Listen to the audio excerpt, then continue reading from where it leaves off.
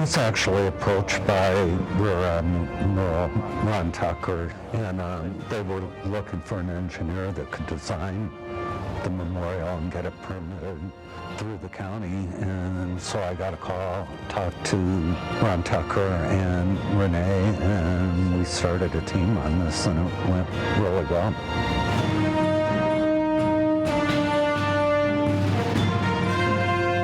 You know, we got an early start on this and actually spent nearly 3 years working on it and trying to get the funding in place. So we had 2 years where we could actually test to make sure that the solar spotlight was working. We actually built a model of the lowest column and tested it in 2010, and it just worked perfect. And that was a real lie of confidence for me that we were going to build it and it was going to work.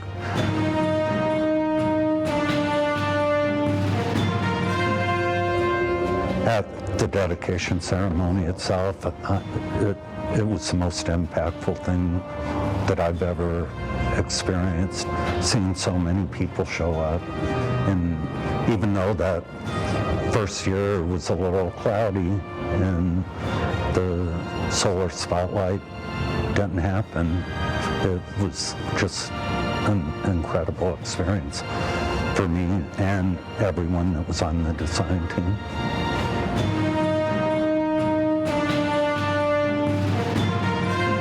I had no idea when I got involved with the Anthem Veterans Memorial, the impact that it was going to have on the community and even on my life. I had no idea that it was going to be this big or this popular, or that it would attract people from around the world to come to Anthem. I mean, it's a legacy in my mind to preserve the memorial for the people that were involved and have passed on, and some have gotten older and they've had to move to other places and leave Anthem. I'm dedicated to do whatever I need to preserve whatever happens with the memorial in the future, and I know the community council feels the same.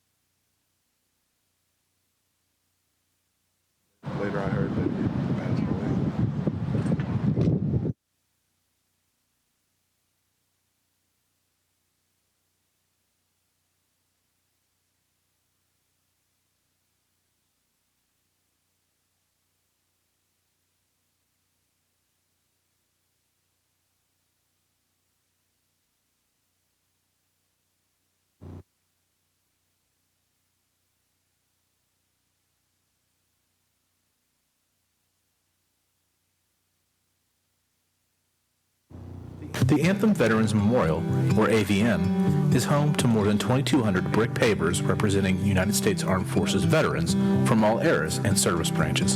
A veteran of the Revolutionary War lies within the Circle of Honor next to a soldier still on active duty. Veterans of service branches no longer active within the armed forces find their home within the memorial and are not forgotten. On occasion, pavers representing an entire group or unit of veterans are placed within the AVM, and their amazing stories tell of their courage, sacrifice, and honor. The Quantico Marine Athletes represents one such group. As part of the Marine Corps, a special group of enlisted Marines would split their service between athletics and their regular duties as a Marine. In January of this past year, 11 of these Quantico Marine athletes, who were killed in action during the war, were honored with pavers at the AVM. They paid the ultimate sacrifice for our country, and their duty and memory will not be forgotten. The Delta Raiders were a part of the United States Army's Airborne Division during Vietnam. Some of the Delta Raiders paid the ultimate price in the service of their country, and one man in particular wanted to make sure their families knew of their courage and sacrifice. Jim Zwitt, himself a Delta Raider during the war, was part of a small group of men tasked with the mission of retrieving a fallen soldier in 1971. During this mission, the group was ambushed, and 8 of his fellow Raiders were killed in action. Jim suffered critical and life-threatening injuries and had to be choppered out of the jungle and was rushed to a hospital. It took months to recover from his injuries, but Jim was eventually discharged from the hospital and found himself tackling a new mission. Over the course of the next 40 years, Jim spent his time, money, and energy tracking down the families of those 8 soldiers killed in action that chaotic day in 1971. Finally, in 2011, in Washington, D.C., at the Vietnam War Memorial, exactly 40 years to the day of the death of the last soldier Jim was looking for, he met William Ward's family, and his mission was finally complete. Jim Zwitt recalled this amazing story as the keynote speaker of the Veterans Day ceremony here at the AVM in 2018. Despite all the hardships, pain, and loss he had endured, Jim had a gregarious personality and lived life to the fullest. Sadly, what Vietnam didn't take from him, cancer did, and Jim passed away in March of this year. He will be forever missed. May his memory be a blessing. During every war in American history, those who fight come from every corner of the United States. One example that is represented in the AVM is the Vashon 12. Vashon Murray Island, located in Washington State, only had a population of 6,000 people in 1970. Over the course of the war, 12 young men from this small rural community gave their lives in service to their country, an astonishingly high ratio given its relatively small population. A monument honoring their duty and sacrifice was dedicated to those brave men in a park located on the island. These are just a few of the stories that represent the lives of the names on each of the 2,200 pavers placed within the AVM. There is a story, a life behind each and every name that is etched on those brick pavers. And today, as we should every day, say thank you to all of them for their service and sacrifice in defense of our great nation.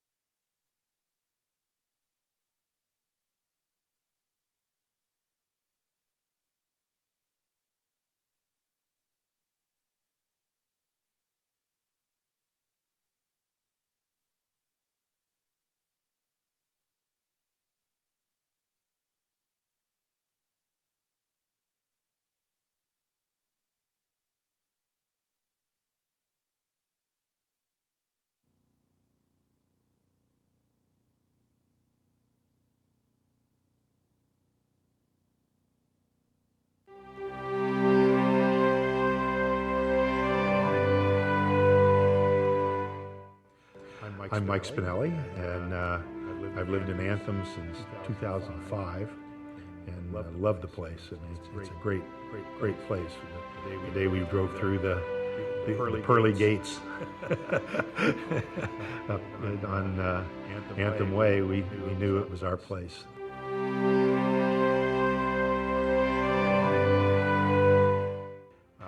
Ended up getting my draft notice. I happened to be in the same draft board as a guy named Cassius Clay. And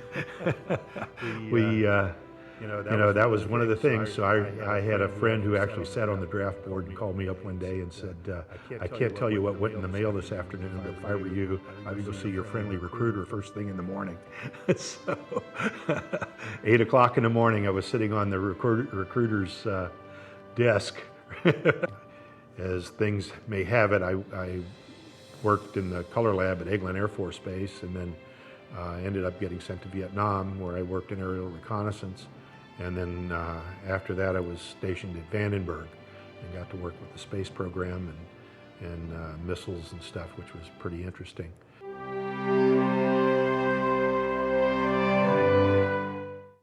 Actually, I started my photography career in Kentucky and professionally as a photographer for United Press. And I started out shooting the Kentucky Derby, and then did a couple of NCAA finals. And as a young guy, to see your work go around the world, it was quite an experience. And after that, I packed up my stuff and headed up to the San Francisco Bay Area, where I had some friends. And I thought, well, I'll go look for work. But I found a job at the San Mateo Times, which is just directly south of San Francisco.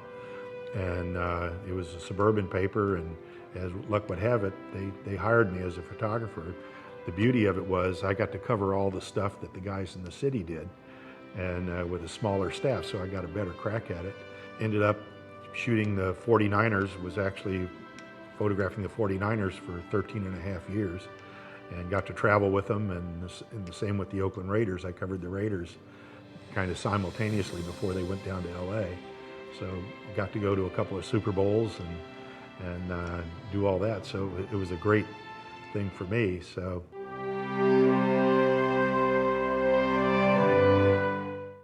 worked with Ampex Corporation, which is now gone, but they invented videotape and audio tape. And I used to do all their work, and part of the deal was going out and for the audio tape division, photographing a lot of music artists.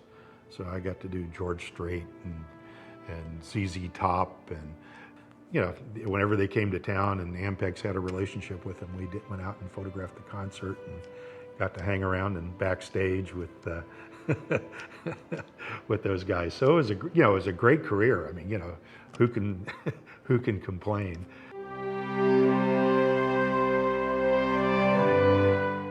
We started to do the portraits of the vets. Liz said, well, we'll just take people and we'll just take pictures of them. And I said, no, let's do something, really special. I said, look, I've got the lighting, I've got the backdrops, we'll stick a flag here, we'll, really make it a nice professional style portrait. And we've done, over 150 portraits now, and, since the beginning.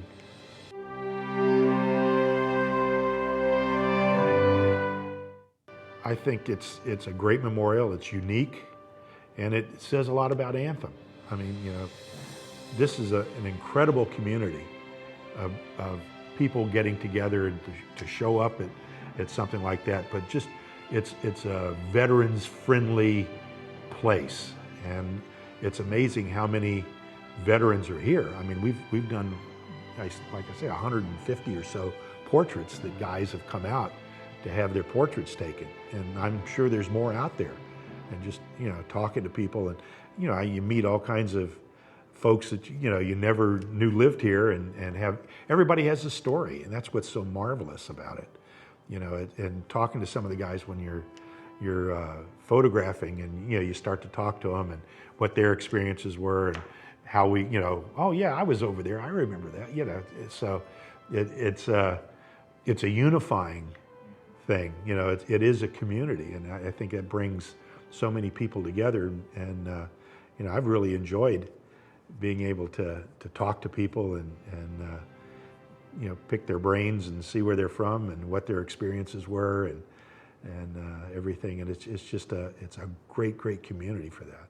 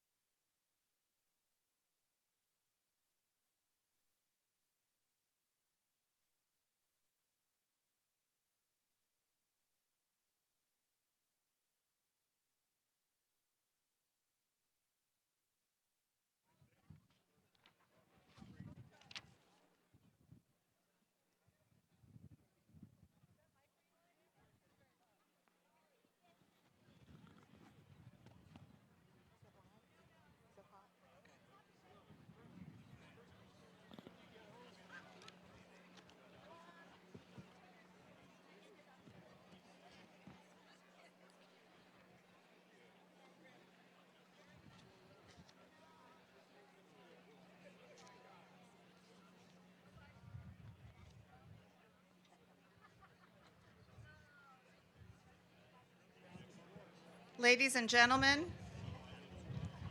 we would like to ask all of you in the audience, please, to take your seats and please silence your cell phones. We'll be getting started here in 5 minutes. Thank you.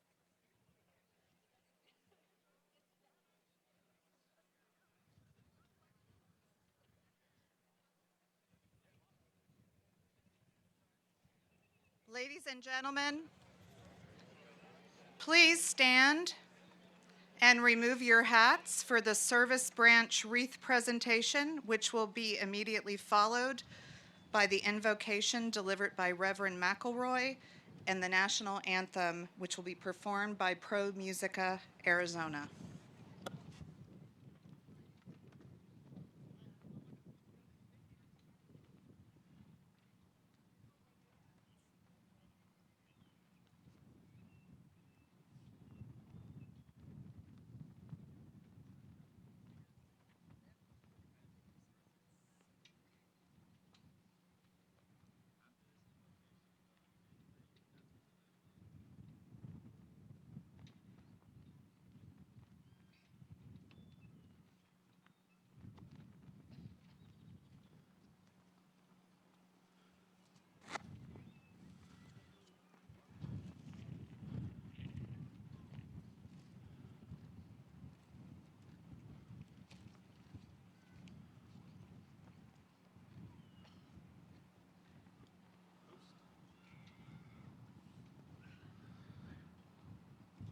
Would you please bow your heads with me? Dear Heavenly Father, We thank you for giving us so many blessings. We gather here today, as we have for the past 10 years, to honor those who have protected us, sacrificed for us, and blessed us with their lives. May our service today give them the honor they deserve. We are a country that needs your protection, and so we ask for that as well. I offer this prayer in your name. Amen.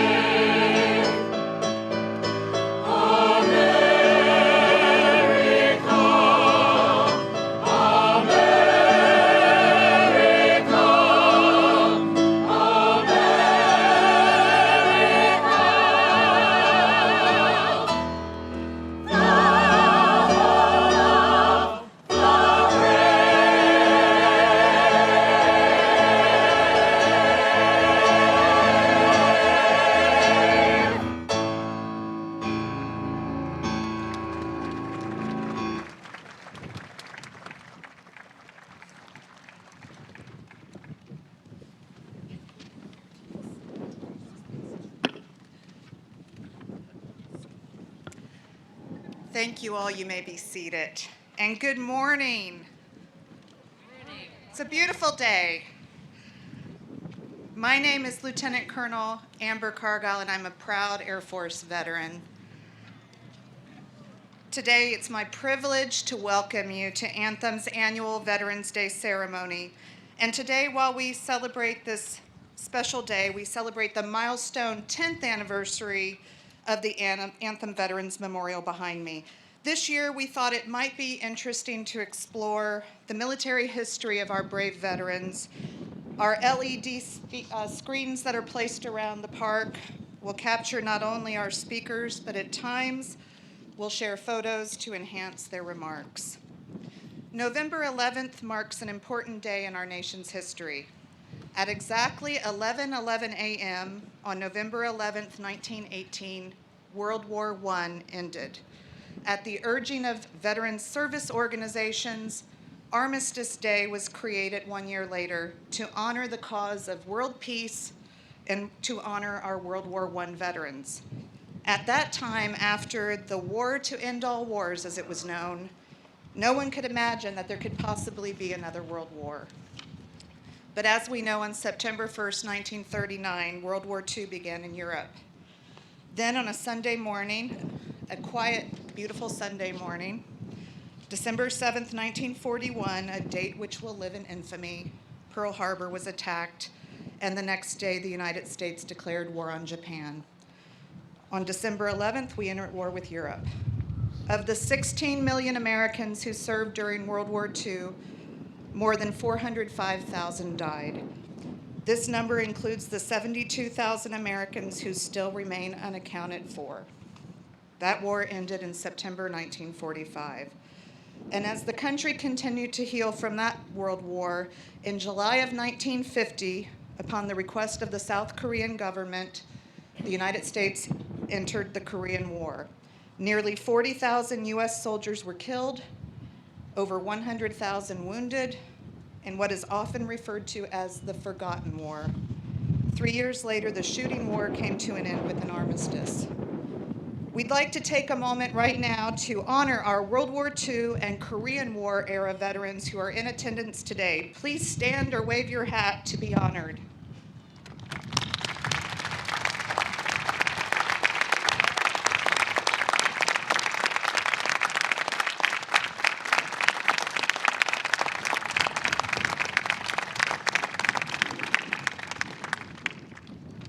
Thank you.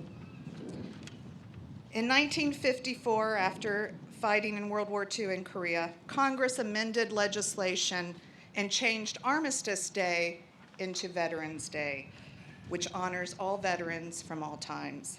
Today, we're so happy to be able to honor, salute, and support our veterans here in Anthem. The list of operations completed by our military forces is long and it's significant. And we would be remiss not to recognize other important anniversaries of this nation's military history and the brave veterans who continue the fight. According to the National Archives, over 2.7 million U.S. men and women veterans served in the Vietnam War, and more than 58,000 died. Of the over 2,900 Americans named missing in action at the end of the war, more than 1,500 of them have still not returned home. Today, we remember that they are never forgotten.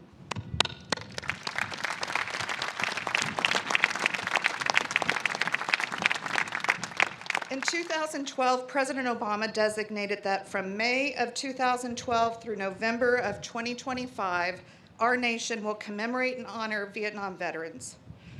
We're recognizing them in particular because their service was not properly recognized when they came home at the end of the war. I get a little emotional because I'm the proud daughter of a Vietnam vet, so bear with me. This one's personal.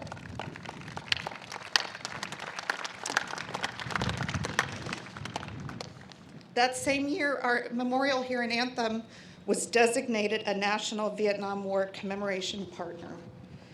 The official 50th anniversary Vietnam War flag flies proudly at the memorial every Veterans Day and every Memorial Day.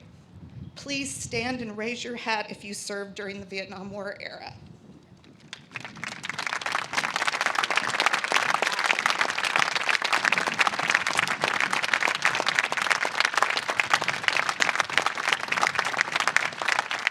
Today, we want to say to you in particular, welcome home and thank you.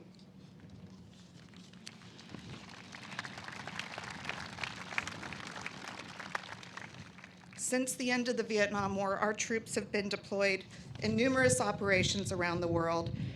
In 1990, the United States led a coalition of 35 nations in response to Iraq's invasion and annexation of Kuwait, also known as Operation Desert Shield and Operation Desert Storm. Over 470,000 troops were deployed, and this year marks the 30th anniversary of the conclusion of the Gulf War. At this time, will all veterans who served after Vietnam War era through the Gulf War era please stand to be honored?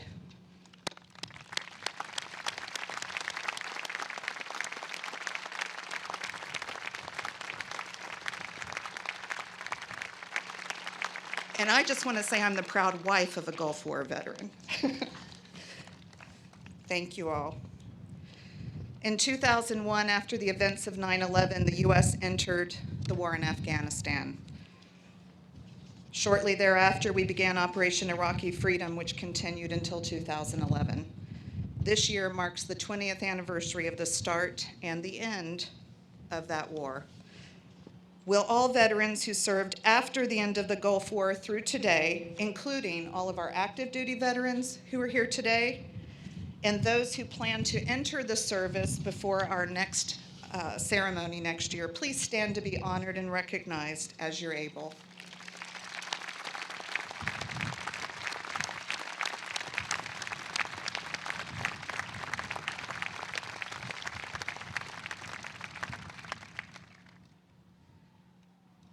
If you look behind me to our memorial, you will see 5 benches. Each of those benches surrounding the memorial symbolize the families of veterans who still wait for their loved ones to return home. U.S. veterans have lost their lives in wars, military training, actions, and operations, making what we reference as the ultimate sacrifice. Prior to our ceremony, you saw that we placed 6 wreaths, each for one service branch, here in front of me. Those wreaths honor those who were killed in action and those who are no longer with us, including the 15 Air Force and Navy veterans who have died in space missions and in space flight testing for our country.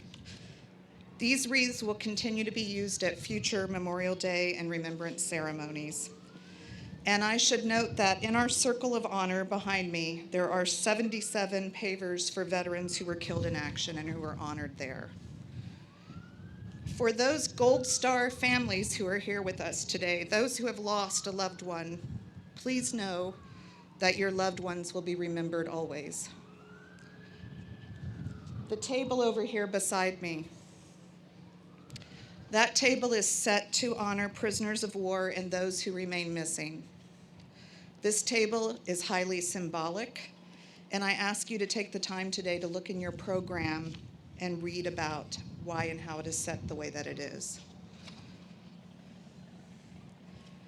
During the Vietnam War, one of our own Anthem residents was held captive for over 5.5 years, and he is seated to my right. Will retired Air Force Colonel Tom Kirk and any other prisoners of war that we have here today please stand to receive our thanks as you are able, or wave your hat, please.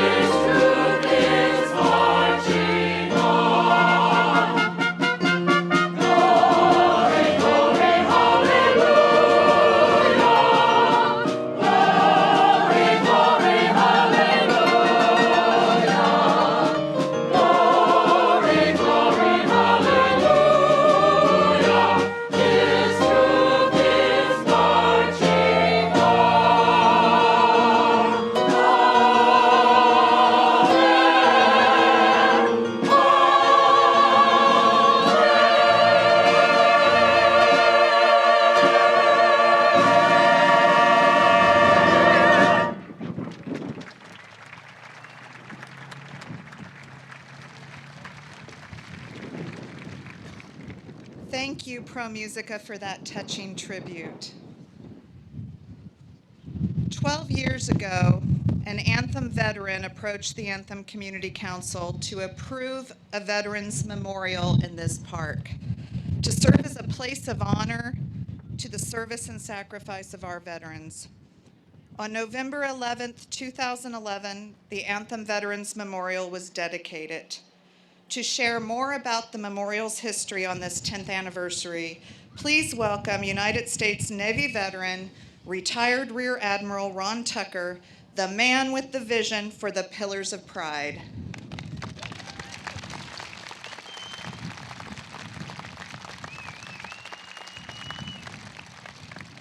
Wow, good morning, and happy Veterans Day. In 2008, after speaking at a veterans ceremony in my hometown, it occurred to me that a Veterans Memorial would be a very worthy addition to Anthem's community park. And at a dinner party with some friends, I asked an up-and-coming artist friend of mine, Renee Palmer Jones, if she might be interested in designing a Veterans Memorial. And she was thrilled to take it on. We talked about various ideas for a couple weeks and settled on the use of sunshine and shadows as a concept. A few weeks later, Renee came up with the design of the memorial you see before you. Renee brought in a superb draftsman named Steve Rush, and between the two of them, drawings and eventually a model began to take shape. We needed a good engineer, though, to make it happen. My good friend, General Lou Prentice, himself an engineer, recommended Jim Martin. I called Jim, and without hesitation, he joined the team. We presented the idea to the Anthem Community Council, and they donated this land for the project and approved initial funding. Jim knew the people at Hayden Building Corporation. We met with their vice president, Mark Eklund, pardon me, and he jumped all over it. Their point man was a guy named Harold Doty, since passed on, just a great guy, a wonderful business partner, and a Korean War veteran. Steve Sievert from Hayden managed the construction, and Hayden did this job at cost. Susan Bernal assisted with materials. Liz Turner led the fundraising, which was substantial, and she did the PR efforts, assisted by Yvonne Dolby and Barbara Dozay. Anthem CEO and COO, Jenna Collings and Neil Shearer, were active members of the team and strong in their support.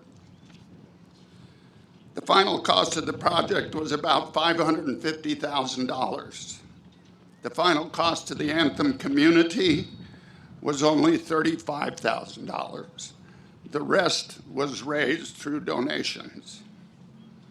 This project team, whose names I've just mentioned, built a magnificent and award-winning memorial.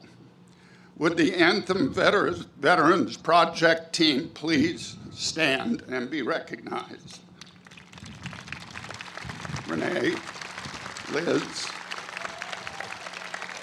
the Hayden guys, Jim. Over the past 10 years, this memorial has become a focal point for Anthem, drawing thousands of visitors every year. Over 2,200 pavers have been laid in the Circle of Honor, honoring veterans from the Revolutionary War, if you can believe that, Civil War, and all the way to the current day. As the Colonel mentioned, there are 77 pavers in this circle honoring those killed in action. We also have a paver in there for a K-9 veteran of the Iraq War. The memorial has hosted military promotion ceremonies celebration of life services, a wedding.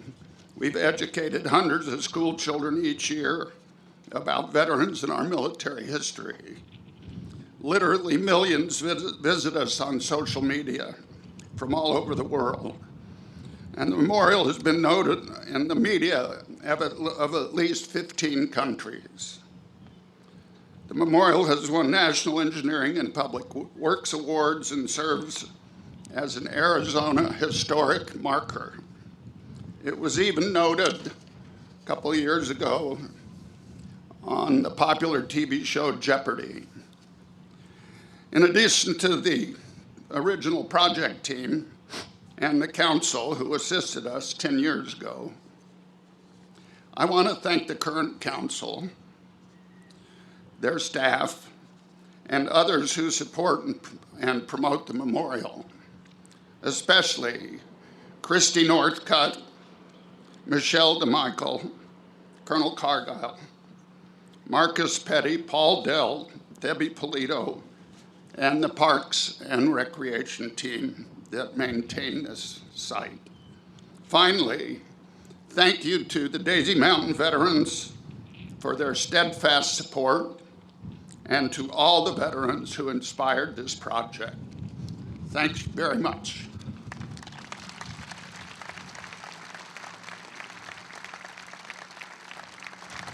Thank you, Admiral Tucker. The next part of the program embraces the famous sing-along portion of our military branch songs and will be performed by the Musical Theater of Anthem. The lyrics are printed in your program and can be seen on the screen. So at that time, let's bring to our podium Army retired Major General Lou Prentice. And as he takes his place, will all Army veterans please stand to be honored?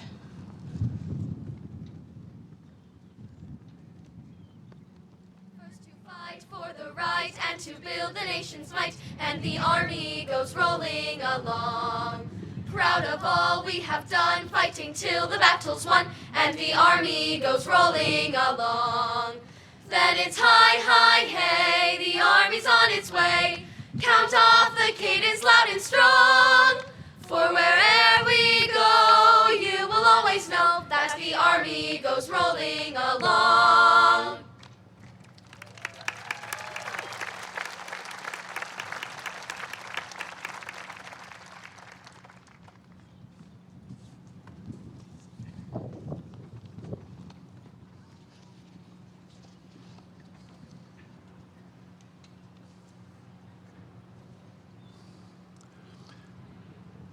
You all may be seated.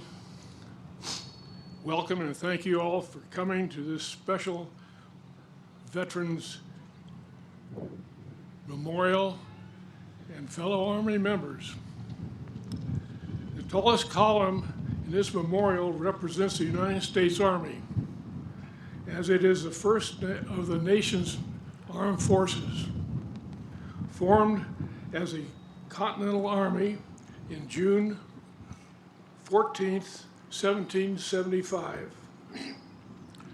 To meet the demands of the Revolutionary War, the Congress of the Confederation officially created the United States Army on June 3rd, 1784, and appointed George Washington to be the first commanding general. From the onset, General Washington realized that in order to have a strong army, strong discipline was required. It was this strong discipline that led to the victories over the much larger British force during the Revolutionary War. In the 1990s, the Army officially adopted what has come to be known as the 7 Army core values. These values are held deeply by all Army veterans. They are loyalty, bear the true faith and allegiance to the U.S. Constitution, the Army, your unit, and fellow soldiers. Duty, fulfill your obligations. Respect, treat others as they should be treated. Selfless service. Put the welfare of the nation, the Army, and your subordinates above your own. Honor. Live the Army values.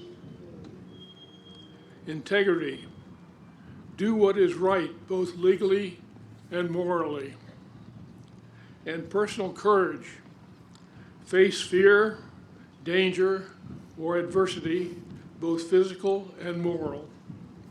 These values today in the Army recruiting slogan, Strong Army. These values live today in the Army column behind me. It's an Army strong. I was deeply honored to have been part of the dedication ceremony in this memorial in 2011.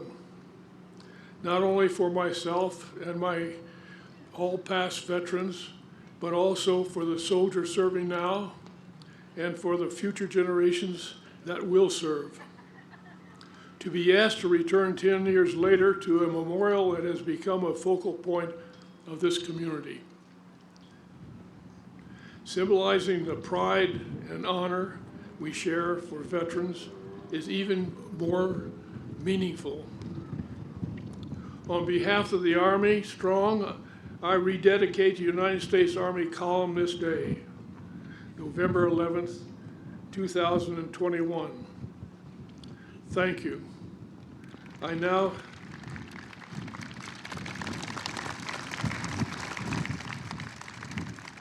ask for the United States Marines to please stand to be honored as Marine Chuck Hale takes the podium. From the halls of Montezuma to the shores of Tripoli, we will fight our country's battles in the air, on land, and sea. First to fight for right and freedom, and to keep our honor clean. We are proud to claim the title of United States Marine. Yet, please be seated. In 1775, the Marine Corps was birthed after the Second Continental Congress commissioned Samuel Nichols to lead 2 battalions of Marines out of Philadelphia. Looking for men who like to fight, we were born in a tavern. Recruited with beer and other fermented beverages, we began our legacy and have been forward deployed defenders of this nation for the last 246 years. Proud of the nicknames we have collected over the years: Tuffelhunden, or Devil Dogs, Gyrenes, Leathernecks, Jarheads, and some of us honored to be called Grunts. We are the first to fight, and the way we fight is always evolving. Whether it was combating state-supported piracy in the Barbary Wars on the shores of Tripoli, the hulls of Montezuma in the Battle of Chapultepec, island hopping in the Pacific and raising the flag on Iwo Jima during World War II, jungle warfare in Vietnam, advancing far into the hills of Afghanistan, missions in Somalia, Grenada, Haiti, or fighting in the streets of Fallujah and Ramadi. Marines win battles and accomplish missions. Our leadership principles and traits have guided us as we learn to lead not only other Marines, but ourselves. They motivate us with unremitting resolve to accomplish success in every endeavor. We stand ready, always forward deployed with our naval brothers and sisters, prepared for the call in any climate and place. On this Veterans Day, I stand in front of you a proud Marine, honored to be a part of this rededication of the Anthem Veterans Memorial. Thank you to all the Marines for your willingness and devotion to serve with me in the greatest fraternal branch of our military. It's my pleasure to rededicate the United States Marine Corps Pillar on this day, November 11, 2021. Happy birthday, Marines. Semper Fidelis. At this time, will all United States Navy veterans stand to be honored as retired Senior Chief Petty Officer Darlene Gonzalez takes the podium. Anchors away, my boys, anchors away. to college joys we sail at break of day. Through our last night on shore, drink to the foam. Until we meet once more, here's wishing you a happy voyage home.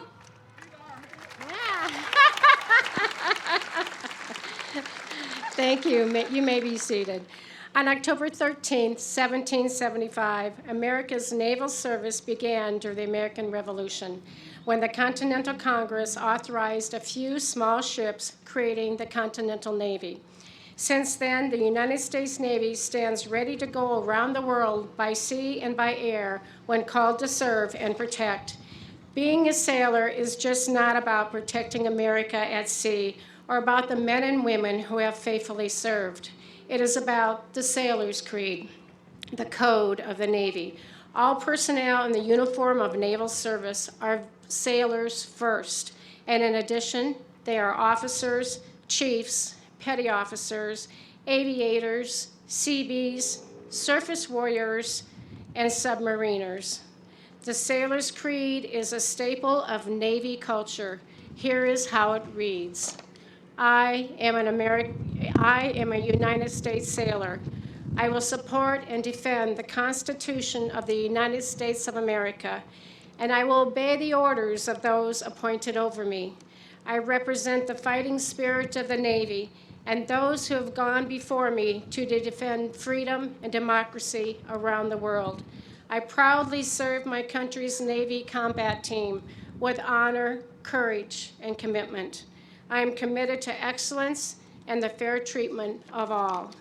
On behalf of the men and women of the United States Navy, it is my pleasure to rededicate the United States Navy Pillar celebrating its 10th anniversary of the Anthem's Veterans Memorial. At this time, will all the United States Air Force veterans please stand to be honored as retired Colonel Tom Kirk takes the podium. Off we go into the wild blue yonder, climbing high into the sun. Here they come, zooming to meet our thunder. Add a voice, give her the gun. Down we dive, spouting our flame from under. Off with one hell of a roar. We live in fame or go down in flame. Hey, nothing will stop the U.S. Air Force. You may be seated. In 1907, the Army Signal Corps formed the Aeronautical Division just 3 years after the first flight by the Wright brothers at Kitty Hawk, North Carolina. A young Captain Benjamin Foloway, who was a very famous aviator, and a small group of aviation enthusiasts experimented with several different airplanes, and after about 6 years formed the first aeronautical squadron. By 1918, the end of World War I, we had 19,000 officers and 178,000 enlisted men. Through all of these wars, up to the latest things in the Middle East, the Air Force has proven to be a powerful, superior, and dominant force in air-to-air combat or as an Air Force in general. The core values of the Air Force can remain integrity first, service before self, and dedication in all that we do. During the period since December 17th of 1903, there's been more than 1,000, you think, not counting combat deaths in World War II, but more than 1,000 people have died in aeronautical accidents or in aeronautical events of some kind. I'm honored to come here again after 10 years when I first dedicated the Air Force Pillar to rededicate this and to serve as their representatives. As a combat pilot in both the Korean War and the Vietnam War, I know the pain of writing letters to fathers and mothers who've lost children, husbands. It's beyond expression until you do it. And I think that we have to every day renew our commitment to our veterans and people who serve this great country. All of our veterans from every war deserve recognition and appreciation for their service. I encourage each of you to pass by this memorial with some frequency. And as you pass by, vow or think about being a better American in every day of your life, and to think always of the service and sacrifice for those who've given so much for our country. It's my great pleasure to come back here after 10 years to rededicate the Air Force Pillar on this, the 11th day of November of 2021. Thank you, and God bless America.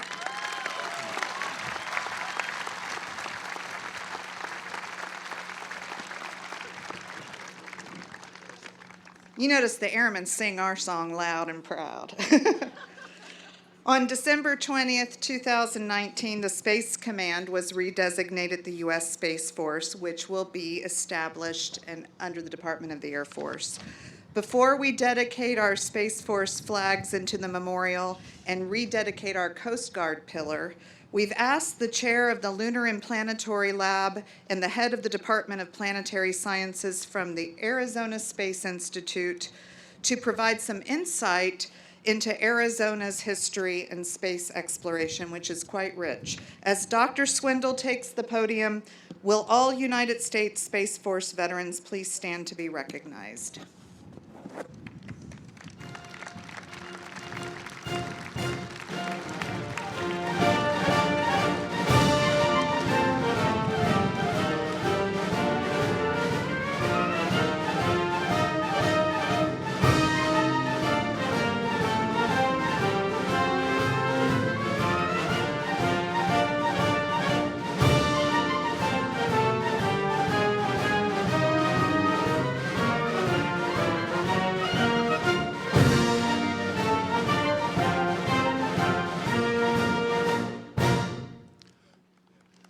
Good morning, and thank you.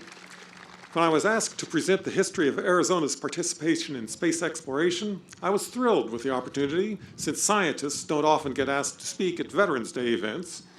When I was told that I needed to squeeze 130 years of history into 4 minutes, I gasped, and then accepted the challenge, so let's begin. In the 1890s, a wealthy Bostonian, Percival Lowell, wanted to build the world's best telescope and put it in the world's best location. Like us, he came to the part of the country where clear, dark skies and perfect weather conditions were the norm. After spending a month in Tombstone testing sky conditions, his team moved to other locations and ultimately selected Flagstaff. This set the stage for what became Lowell Observatory.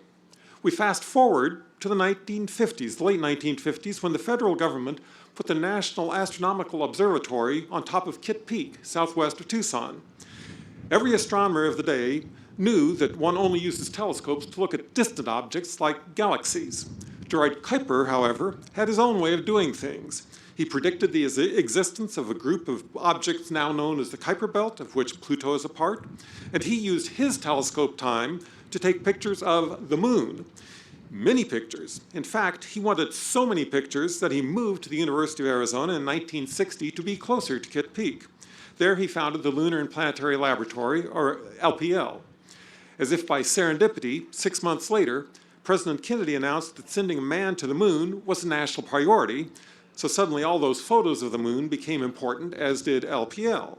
At about the same time, young geologist Gene Shoemaker convinced scientists that Meteor Crater near Winslow was the result of an asteroid impact. When the U.S. established the Apollo program, Shoemaker created the U.S. Geological Survey Astrogeology branch in Flag, which helped train astronauts in Meteor Crater and elsewhere. The scientists there also made the best maps of the moon, often using the photos that Kuiper's team were taking in southern Arizona. And together, Kuiper and Shoemaker were in charge of the camera for the Ranger missions in the early 1960s, the first missions to get close-up images of the moon. As robotic exploration of other planets began, the Geological Survey Astrogeology branch in Flag was making the maps, LPL was building or operating instruments, and Arizona State University began building what is now a powerhouse planetary exploration program. You might be surprised to learn that the best images taken of the surface of the moon from orbit come from an instrument operated by ASU. The best images taken of the surface of Mars from orbit come from an instrument operated by the University of Arizona. To date, the U of A is the only university in the nation to lead more than one NASA mission beyond Earth's orbit. I'm sure many of you have been to nearby Meteor Crater. It reminds us that Earth is being bombarded by objects from space and that some of them can be large enough to have devastating consequences. Not surprisingly, Shoemaker, here in Arizona, was one of the first to use a telescope to survey the skies for potentially hazardous asteroids. About half the asteroids known to mankind now have been discovered by Arizona groups. Arizona's impact on space exploration continues today in impressive ways. U of A's Stewart Observatory builds the world's biggest telescope mirrors, has built instruments for the Spitzer, Hubble, and James Webb Space Telescopes, and has participated in taking the first image of a black hole with radio telescopes. Hopefully, this whirlwind tour has given you some idea of the breadth of the amazing story of Arizona and space exploration, which is one small part of the larger story of the newly created United States Space Force. Many important people and stories are part of the past that led to this branch, but there's no doubt that the story has only begun to be written. It is now, with great honor, on behalf of grateful civilians and veterans of the United States Space Force, I formally dedicate the United States Space Force flags into the Anthem Veterans Memorial. May we all continue our quest for knowledge into the vast unknown. Thank you.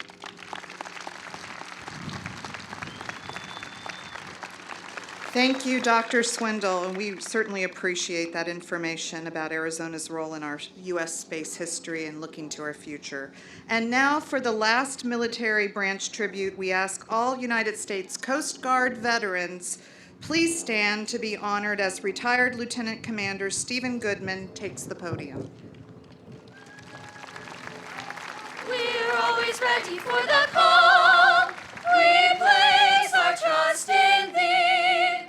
Through surf and storm and howling gale, high shall our purpose be.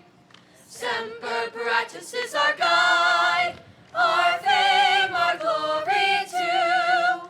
To fight, to save, or fight and die, aye, Coast Guard, we are for you.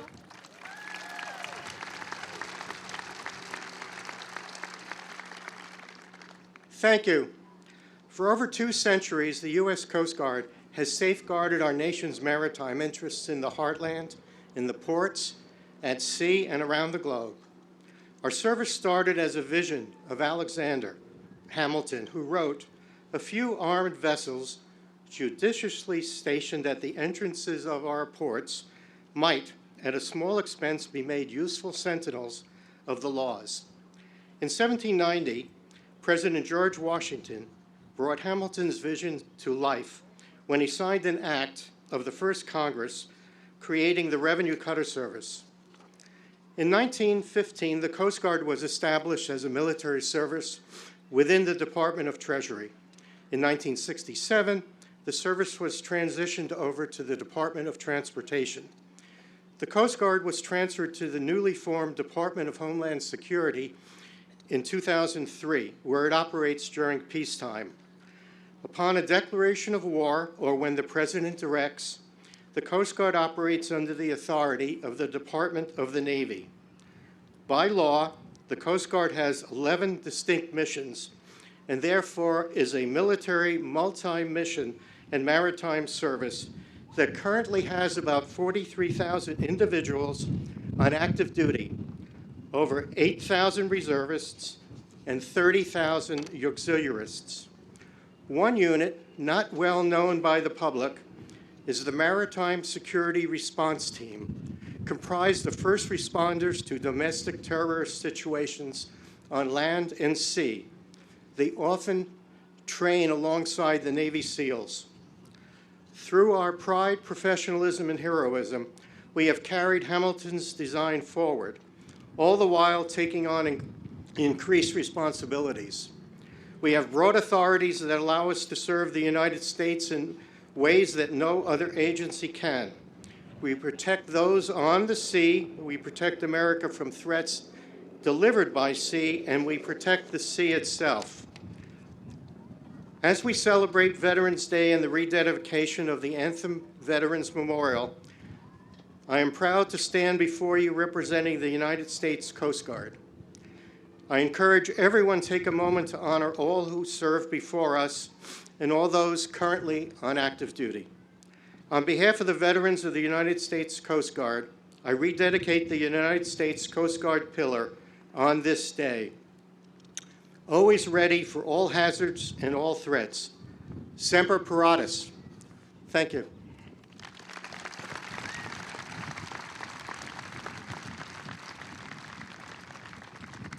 Thank you. Today, ladies and gentlemen, we're honored to have Lieutenant Colonel Mark Clifford join us to share his own veteran's perspective. Colonel Clifford's military career in the United States Air Force is vast. He served as a fuel loader for Air Force One, an executive officer in the physical education department, and a boxing coach at the academy. He carried out special ops deployments to Iraq, Afghanistan, Qatar, Africa, and South Korea, and served as a squadron commander. Clifford's father, Tom, served 30 years in the Air Force as a fighter pilot, retiring as a 2-star general, which made him only the 4th African-American general officer or major general in the Air Force. Please welcome Mark Clifford.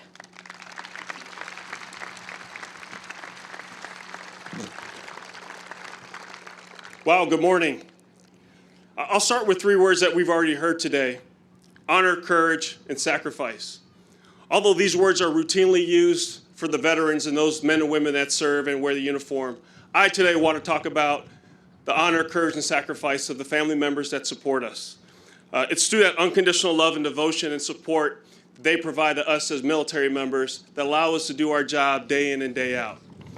By no means is it easy for any one of us to see our family member go away, whether it's for a short vacation or even for a short trip for work. But I want you to imagine this, that your family member says that they're leaving and you don't know where they're going. You don't know what the mission is. You don't even have enough information to share with your family members back home that your military member is leaving.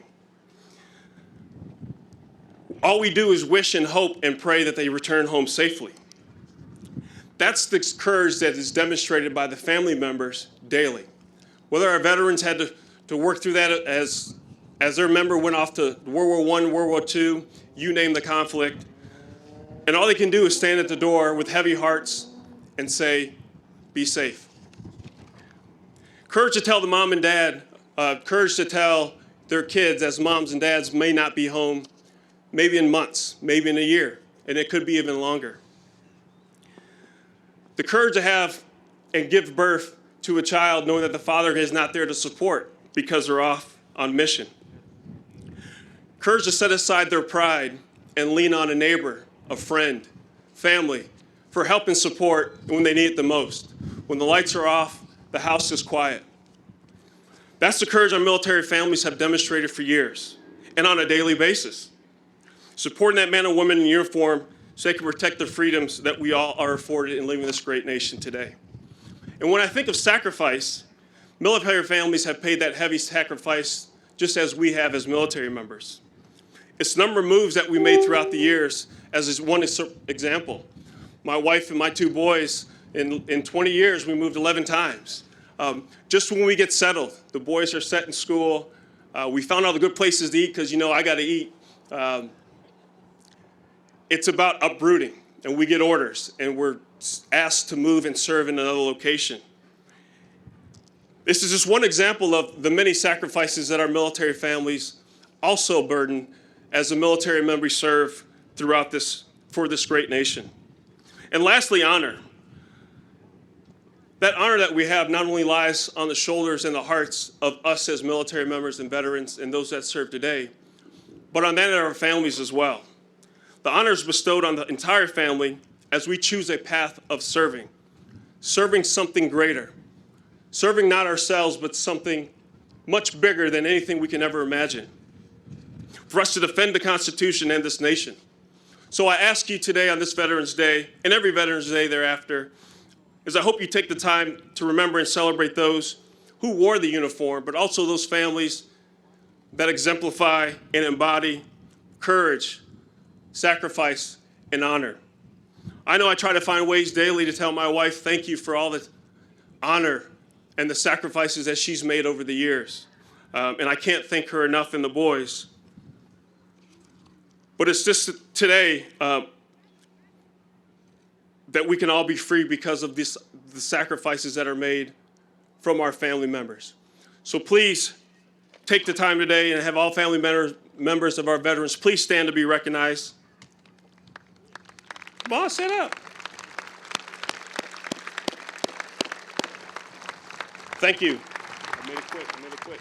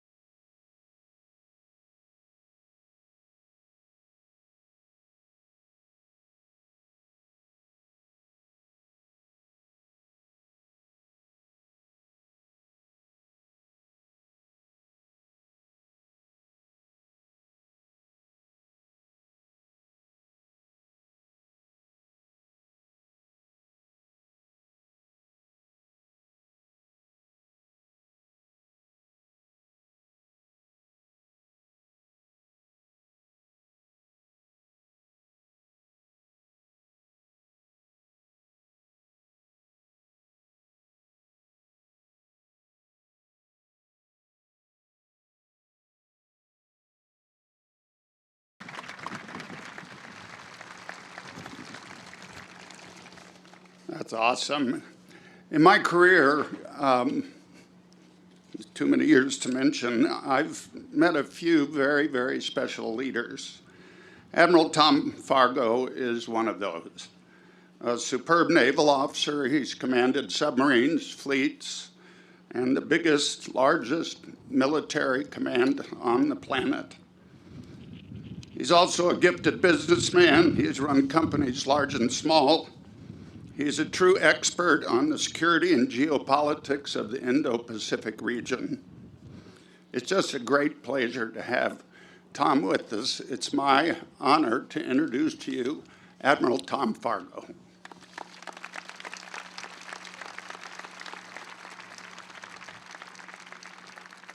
Welcome to Andover.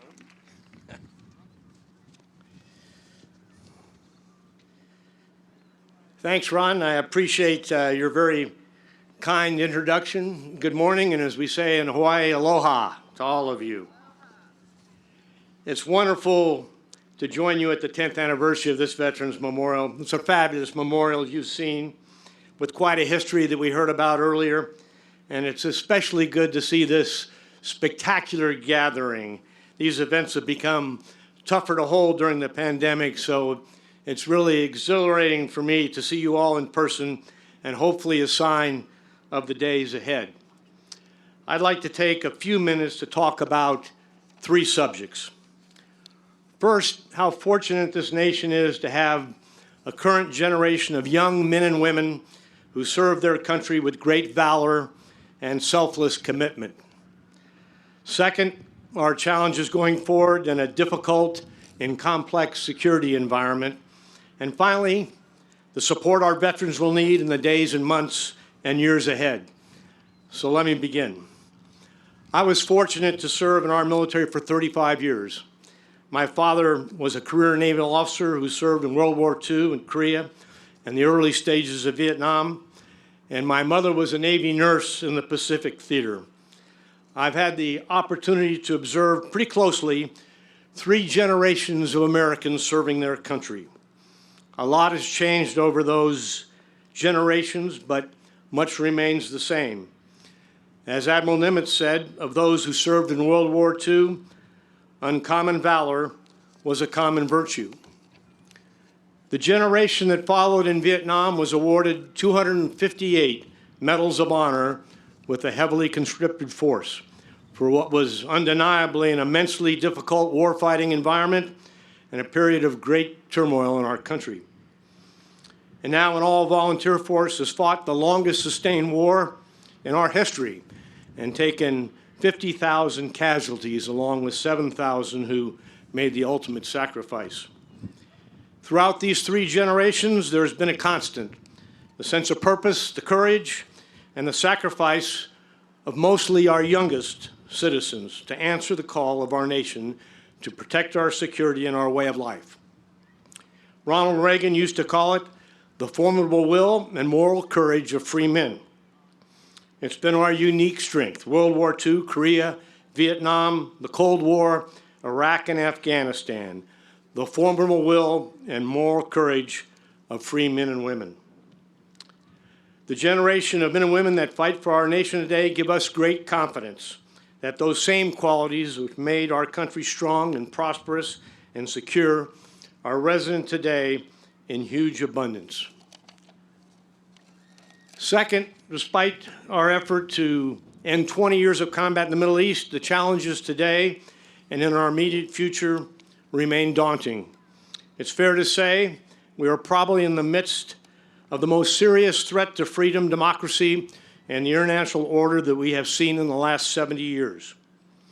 We talk a lot about China these days, their growing military capability, ambition to change the current world order, economic policy and impact, and most recently, especially the last few years, their particularly poor behavior.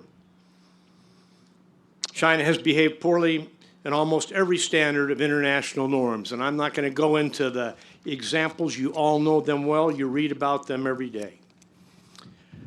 And of course, they're building a military which they believe to be commensurate with great power status. That is not in itself inappropriate, but to what intent? But we don't talk nearly as clearly about Taiwan and why Taiwan is important.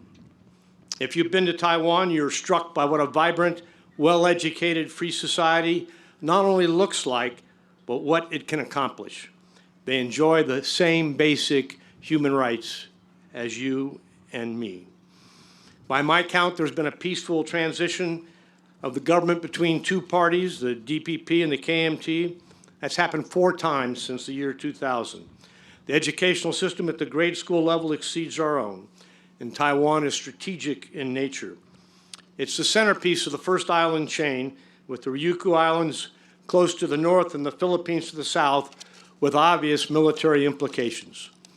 Absorbing Taiwan and asserting and enforcing military claims in the South China Sea and the East China Sea would essentially give China control of all of the sea lines of communications from the Strait of Malacca to the Sea of Japan, and of course all their natural resources. It's strategic from a geopolitical standpoint, as along with Japan and South Korea, it represents a successful transition from an authoritarian government to a liberal democracy. And of course, it's strategic from an economic standpoint, including the production capabilities of the next 2 largest chip makers, which they control. Taiwan has 65% of the market share by revenue for chips in the United States. There's a bottom line in a recent Foreign Affairs article that said the United States and its allies have built and defended a rules-based system over the past 75 years that has produced unprecedented peace, prosperity, and global freedom. You would be giving that up. If Taiwan were to fall, for other than a peaceful reunification, would alter our foreign policy and destroy our credibility in Asia. The last subject is how we take care of our veterans and their families, and that's a real reason that we're here this morning. There are 2 key points that I'd like you to consider. We're at a period of time where the demand for military forces clearly exceeds the resources we are providing. The results are longer deployments and increased pressure on our men and women and their families, as Mark pointed out. COVID has added to this stress. Imagine a sailor deploying to the Middle East or Asia for 9 months and unable to make a single port call. And as we have brought home the last troops from the Middle East and reduced the size of our ground forces, we have a solemn obligation to take care of these veterans and facilitate their transition to civilian life. As in the past, they'll need education, jobs, medical care, and what they want most, an opportunity to make a contribution to their community. Although we have made real progress in places like Anthem in Arizona, there remains 40,000 veterans that are homeless. 11% of the homeless population are from the Vietnam era.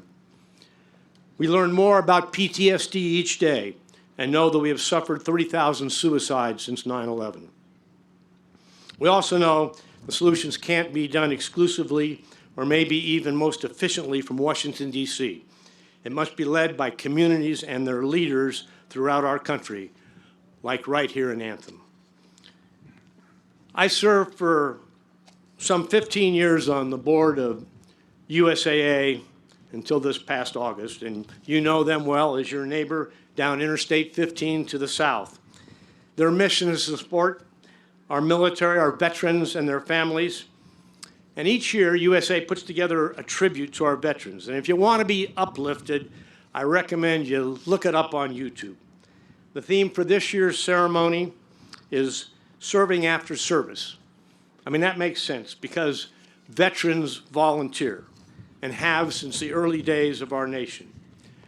As USAA points out, you will find them building homes, working in warehouses, sleeping on cots or church pews, responding to hurricanes, floods, forest fires, and even the most recent evacuation from Afghanistan.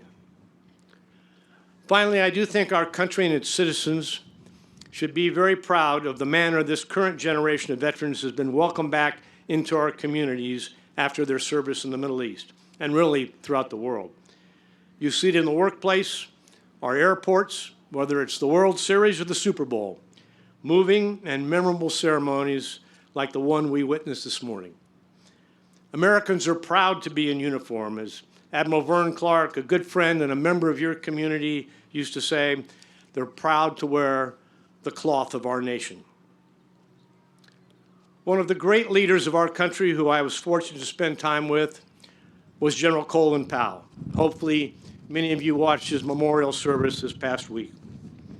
The Army has an expression, a soldier's soldier, one who fought bravely, led fearlessly, and most important, dedicated themselves to the welfare of soldiers and their families. Colin Powell was clearly a soldier's soldier, but much more. He was a veteran's veteran, whether in uniform, a business suit, or just out and about on the weekend. No veteran escaped his attention. If we were fortunate to have him with us this morning, he would probably close with words he spoke on Veterans Day some 30 years ago.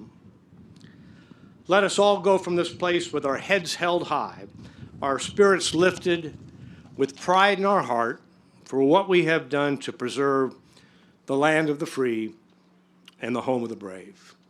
Thank you all for joining us this morning and supporting our veterans. May God bless our nation and those who've served to defend our freedom.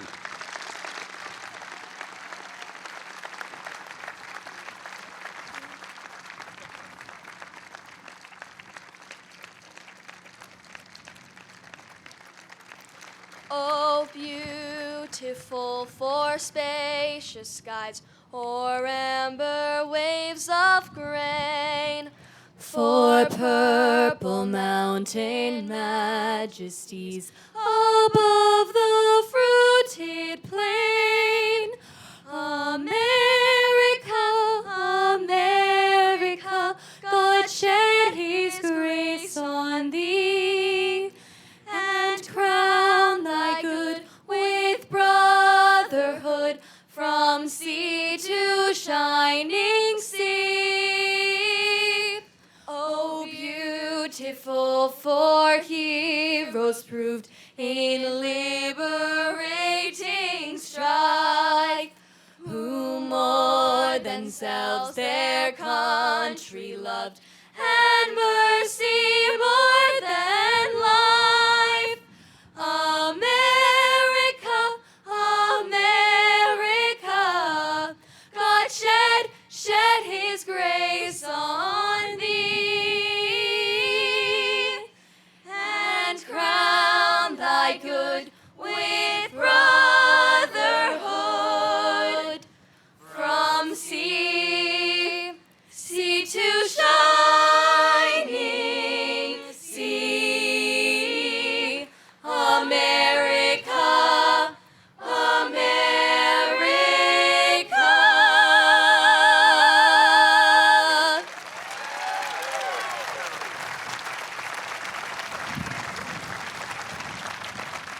Thank you. That was beautiful. And ladies and gentlemen, I please ask that you all remain in your seats as we start to approach our big moment here, so everyone can view the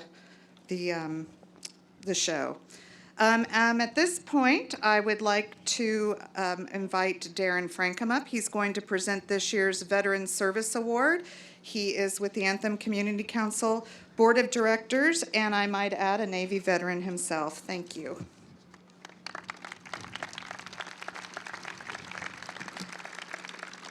I'd like to ask Mr. Mike Spinelli if you'd join me. I'm going to need your hand here in just a minute, so I'll have you come up if you would. On behalf of the Anthem Community Council Board of Directors, I'm honored to present the Annual Service Award. This recognition was developed to thank and honor veterans who continue to serve their community after their service to our country have ended, or community members who work on behalf of veterans. This year's recipient is a United States Air Force veteran serving from 1968 to 1972 and deployed to Vietnam. Since he left the military, his love of preserving veteran service through photography makes him unique. During the build of the Anthem Veterans Memorial, he served as the official photographer. He's photographed many years of ceremonies, hundreds of veterans for the website and pre-ceremony slideshow, which we still use today. He's volunteering again today, which speaks of his ongoing service.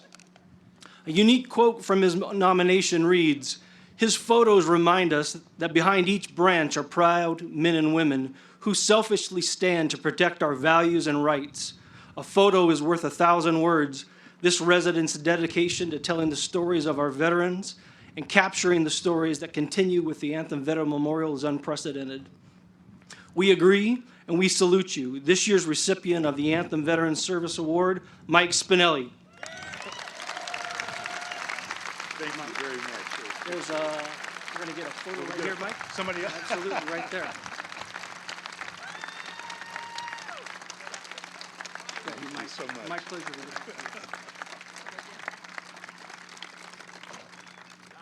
I'd also like to take a moment to share something with you that's not on our program. Many of us can relate to times in our lives when something that starts as a fun idea evolves into something that's really truly amazing and meaningful. The Anthem Veterans Memorial is one of those examples.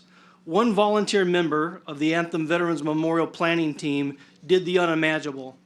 He took a drawing, he wrote down concept papers, he produced technical drawings, he worked and reworked the cost estimates, and he determined the engineering and math concepts to ensure that the sun could cast a perfect solar spotlight onto the Great Seal every year, and including leap year. He then interfaced with the county, vendors, Hayden Building Corp., personnel on site to bring this idea to life. Many are not aware that the math behind the memorial is used in schools around the country and including textbooks.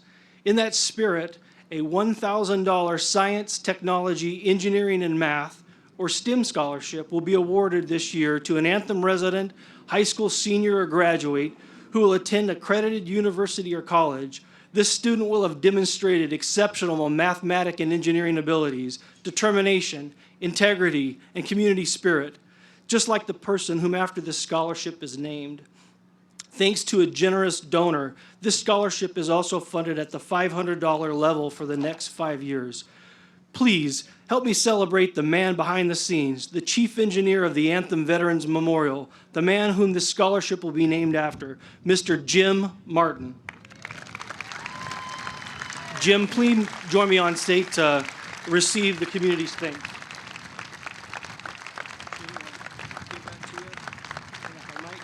Take a photo here. Congratulations, sir. Thank you so much.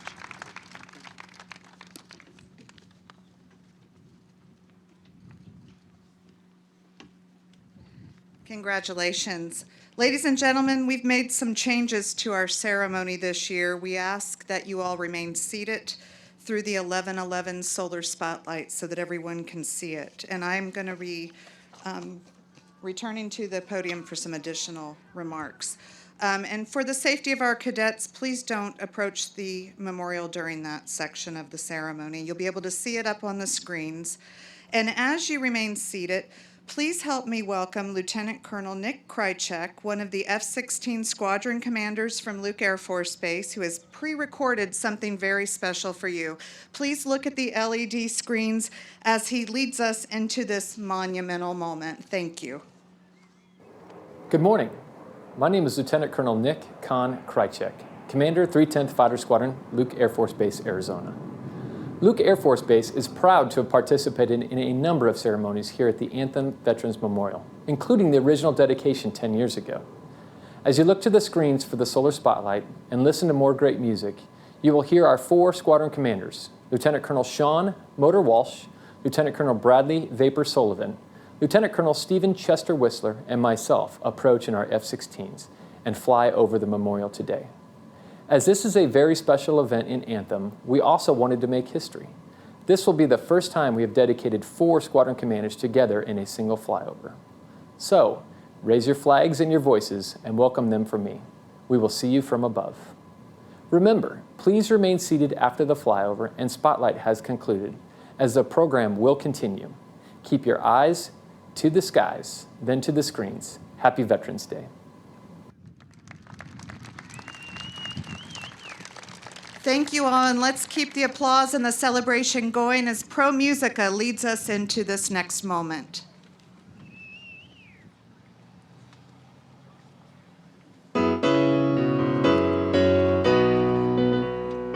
This is my country, land of my birth. This is my country, grandest on earth.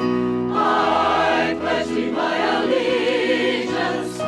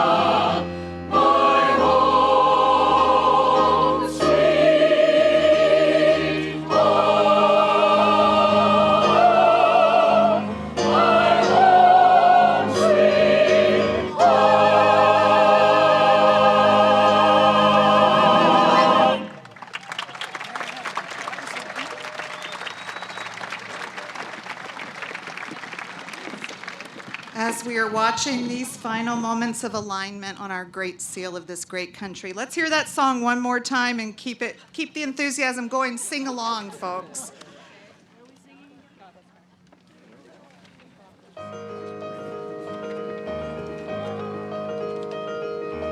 God bless America, land that I love. Stand beside her and guide her through the night with the light from above. From the mountains to the prairie, to the oceans white with foam. God bless America, my home sweet home. God bless America, my home sweet home. My home sweet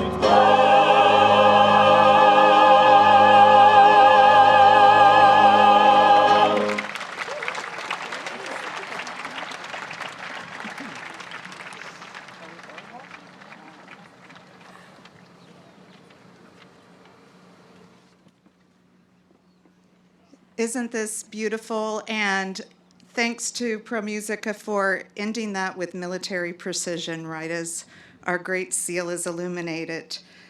And I just have to say that I saw all the Air Force vets. We kind of swelled up with pride a few minutes ago with those F-16s, and that's what we call the sound of freedom. So let's have a thanks for that, too.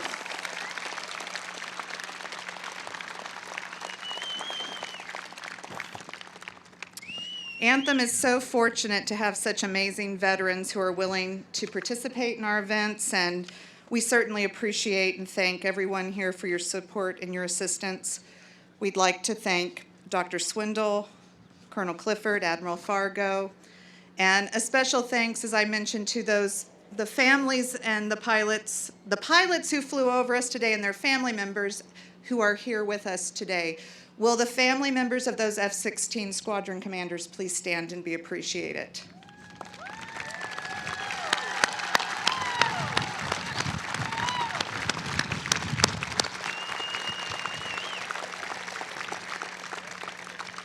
You know, Mark Clifford talked a little bit about the family sacrifices, and those 4 F-16 squadron commanders, they've served in Operation Iraqi Freedom, Enduring Freedom, Operation Allied Force, and even most recently in Operation Allies Refuge, which was that U.S. military operation to airlift certain at-risk Afghan civilians out of Afghanistan. And so these families are on the front end of everything that they're doing for our nation, and you have our thanks today. Thank you.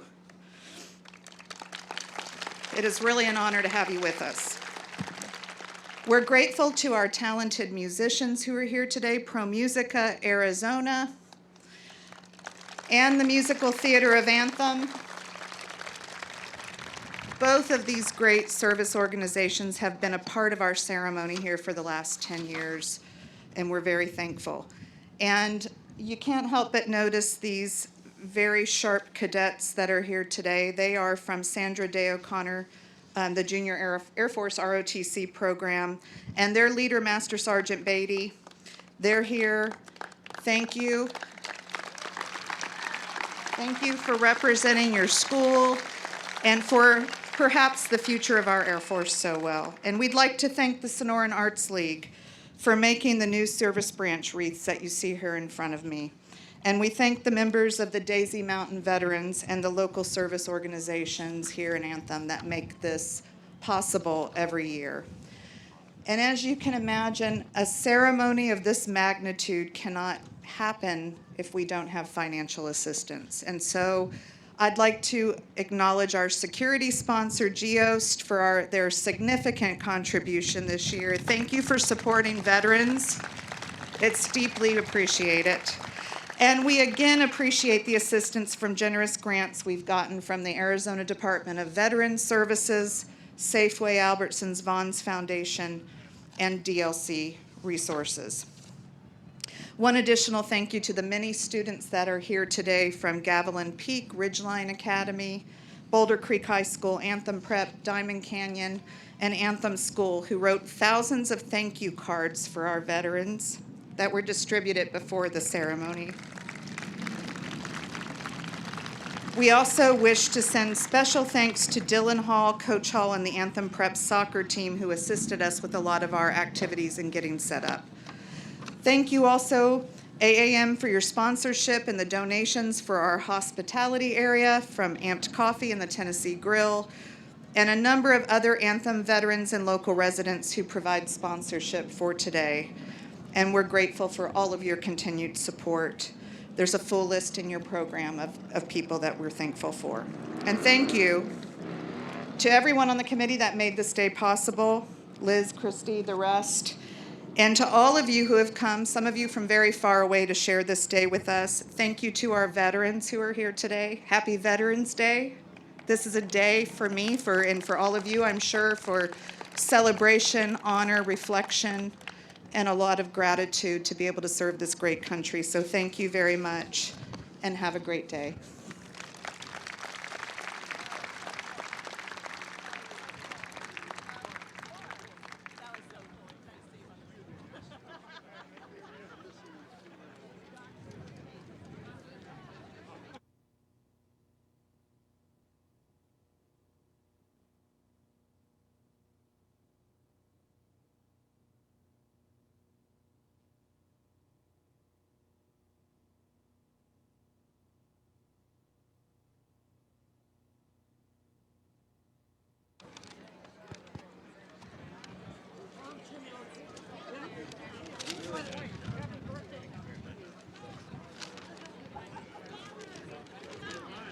Ladies and gentlemen, the sheriff's office has asked me to say we are missing a little 3-year-old girl named Rachel.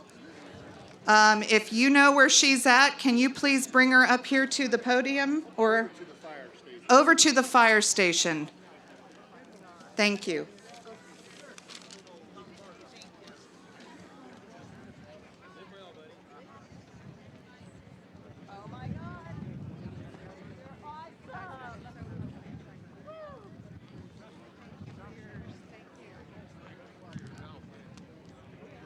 That's right.